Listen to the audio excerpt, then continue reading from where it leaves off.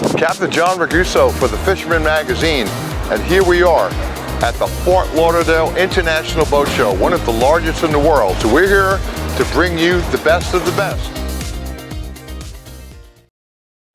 Hi, Captain John Raguso here, and we're at the Grady White booth.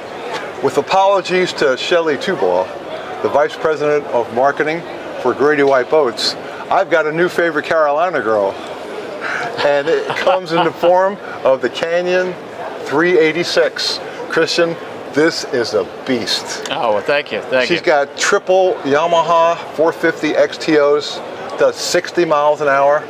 That's insane. And she's got more room than the boat she replaced. So Christian, tell us a little bit about this boat. That's correct. So the Canyon 376, which originally debuted in 2009, and we wanted to refresh that model, and somehow it became the 386 in the process of doing so, because we just added so many more features, amenities, we added more space, all in the same hull. So maybe we should talk through that a little bit. Well, one of the first things I'm noticing is this quad stadium seating here in the front. This is wild. You can put 4 people, weather protected, go fast out to the canyon and back. And what's the fuel capacity on this? We've got 410 gallons, so we've got a little bit more than the 376, because everybody always wants more fuel. Yep. But you're absolutely right. More seats, more comfort, more importantly, and the windshield, the console, all wider, so the seats are all protected on the way out to the fishing grounds and on the way back. But yeah, comfort, style, you've got it all, plus some. And I see twin screens we have there at the helm, which is, what size are they? We do. We have dual 17-inch Garmin displays, and you can see the helm's been completely redesigned, updated, modernized. It's now black. It has the push-button stainless switches. It does have the electronics flat and the upholstered brow on top to just give it that much more softness and luxury. So obviously fishing, it was a big feature on the 376, and we want to make sure it was even better on the 386. So you'll see we've got now dual side doors. So you can fight the fish to either side. We have the tow rail just in front of the door, so you can lock in, gaff it, pull it right through that door. We moved our live wells to the back corners. So now we have 35-gallon live wells, both port and starboard, with 2 tackle trays stored right there in front of the live well. And of course, we retained a couple of incredible features here on Centerline, one being our 291-quart insulated and refrigerated thermostat-controlled fish box, freezer box, and our patented aft folding seat right in front. So easy to operate, so simple. When you want seating, flip it up. When you don't, you want the fishing cockpit space, flip it right back down. What I like about those two, Christian, is you could lean into this to fight a fish and stick your toes under the bottom of it, and it's like it was always meant to be there. Absolutely. It almost doubles as a secondary tow rail and a very comfortable padded bolster for fighting that fish, trying to get it into the boat. What do we have here? That's a 35-gallon live well, just like we've got on the other side. Now, the real benefit of moving those back to the corners, aside from the fact that they're where you need them in the cockpit, is we've freed up all the space in the lean bar now, and that serves double duty, dual function. So it's still a bait prep area if you are fishing the boat, but if you want to flip the script and make it into an entertaining boat, you've got dedicated freshwater sink, optional grill here in the center, trash can on this side, and tons of drawer storage all the way around on every side.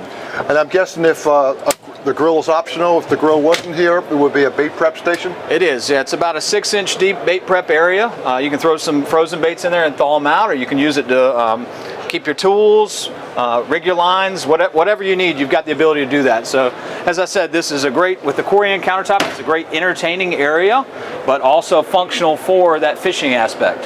And we have a very large hatch here in the back that's flush to the cockpit sole. I'm guessing a Seakeeper's under here? We have a Seakeeper 5 right beneath our feet, which is a standard feature.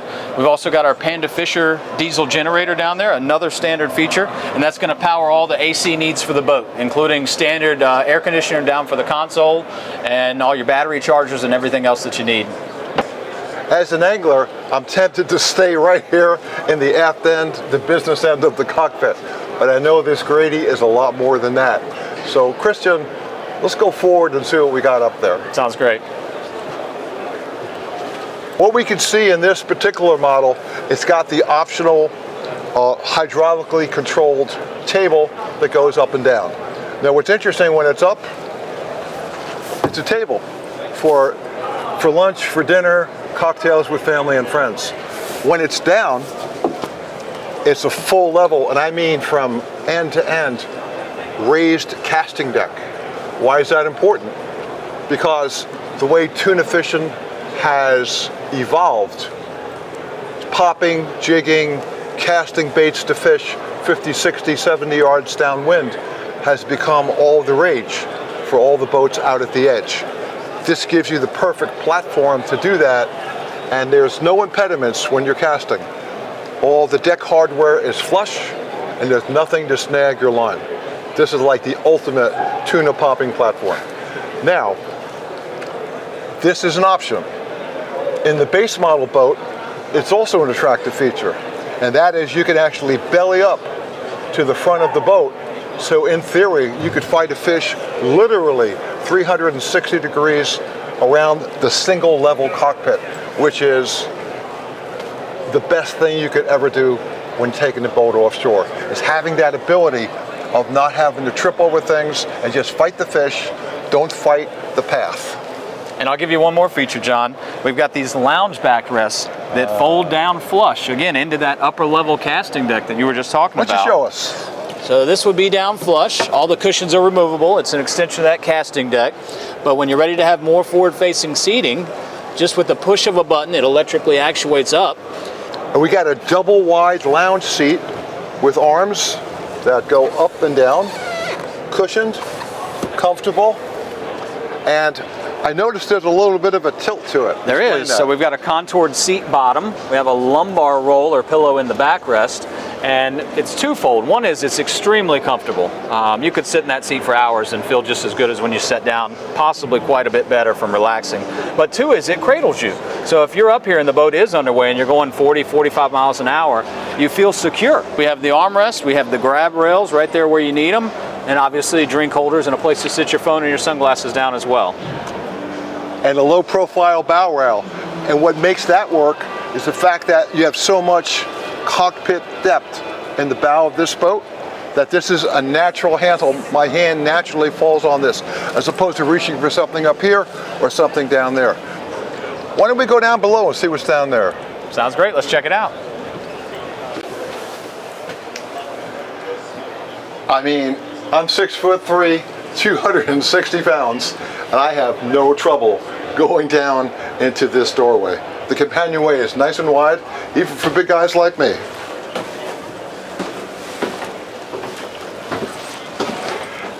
And look, I can stand up and not hit my head, even with my hat on.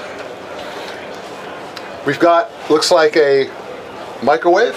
That's a 24-inch television there. Oh, television, okay. And then behind you we have our galley arrangement, or our There's wet bar if you microwave. want to call it that. So we have the microwave and storage and a sink and a Freshwater refrigerator. sink, stand-up head.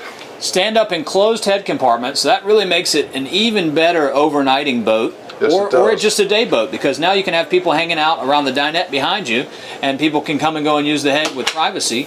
It also doubles as a wet head. If you are overnighting, you can shower in there and not worry about keeping the rest of the console dry.